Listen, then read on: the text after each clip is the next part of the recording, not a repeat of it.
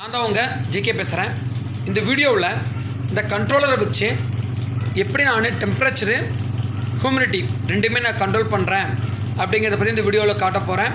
இந்த கண்ட்ரோலர் பார்த்தீங்கன்னா நான் இன்னும் என் கைக்கு வரல. நான் இது சேல்ஸ் பண்ணுறதுக்கு எப்படின்னு ஒரு 20 days ஆகிரும். அதனால் ஒரு 20 நாளைக்கு அப்புறம் என்னை கான்டாக்ட் பண்ணுங்கள். இப்போதைக்கு இந்த கண்ட்ரோலர் என்கிட்ட இல்லை, சரிங்களா? இது நானே ஆர்டர் கொடுத்து செஞ்சு நம்ம கம்பெனி பேரில் சேல்ஸ் பண்ண ஆரம்பிக்கலாம் அப்படிங்கிற ஒரு ஐடியாவில் இருக்கிறேன். இருந்தாலும் உங்களுக்கு ஒரு ஐடியாவுக்காகத்தான் நான் இந்த வீடியோ போடுறேன், எப்படி கண்ட்ரோல் பண்ணுறதுன்னு சொல்லிவிட்டு.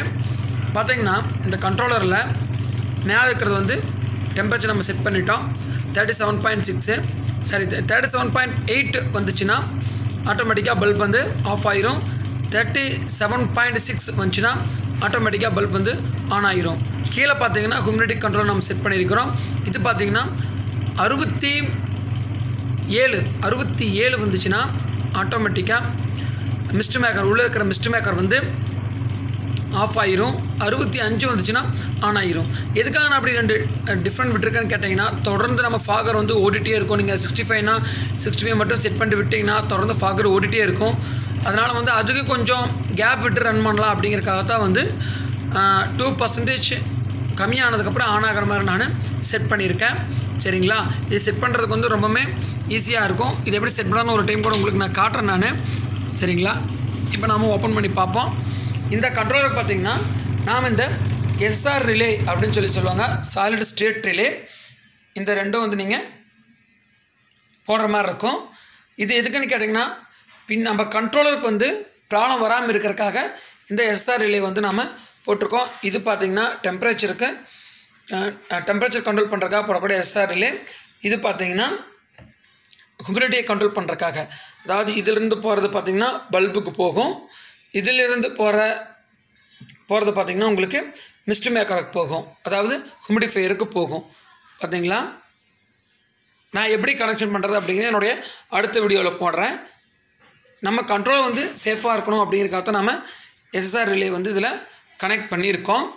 பாருங்கள், டெம்பரேச்சர் 37.7 ஆயிடுச்சு.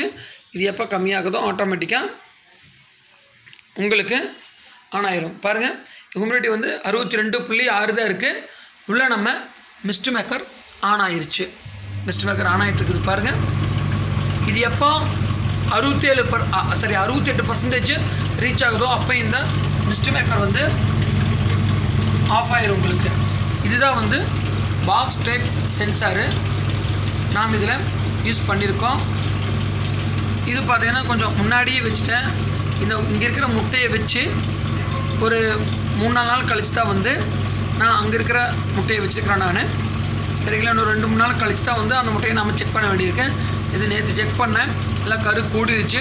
இருந்தாலும் கிராஸ் செக் பண்ணுறதுக்காக பார்த்திங்கன்னா இங்கே உள்ள ஒரு தெர்மோஸ்டாட் வச்சுருக்கேன் நான், W1209. ஜஸ்ட் கிராஸ் செக் பண்ணுறதுக்காக இது, ஓகேங்களா? அதுவும் போக நான் ஆல்ரெடி காட்டியிருப்பேன். அங்கே டைமர் செட் பண்ணியிருக்கோம். அந்த டைமர் மூலிமா இங்கே இருக்கிற மோட்டார் இந்த முட்டையை டில்ட் பண்ணும். ஓகே, கீழே தண்ணி வச்சு நம்ம ஃபாகர் ஆன் பண்ணியிருக்கிறோம். நான் ஏற்கனவே சொன்ன மாதிரி அந்த கண்ட்ரோலிருந்து வரக்கூடிய இந்த மிஸ்ட் மேக்கருக்கு வர்றது பார்த்திங்கன்னா இந்த எஸ்ஆர்வேலேருந்து வர்ற சிக்னல் தான்.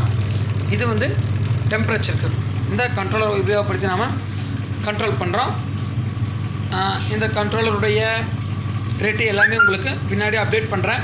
இது எப்படி செட் பண்ணுறது அப்படிங்கிற வீடியோவும் கூட நான் உங்களுக்கு போட்டு காட்டுறேன், சரிங்களா? ஓகே, இந்த வீடியோ உங்களுக்கு பிடிச்சிருக்குன்னு நினைக்கிறேன். மறுபடியும் வேறொரு வீடியோவில் நான் உங்களை சந்திக்கிறேன். நன்றி.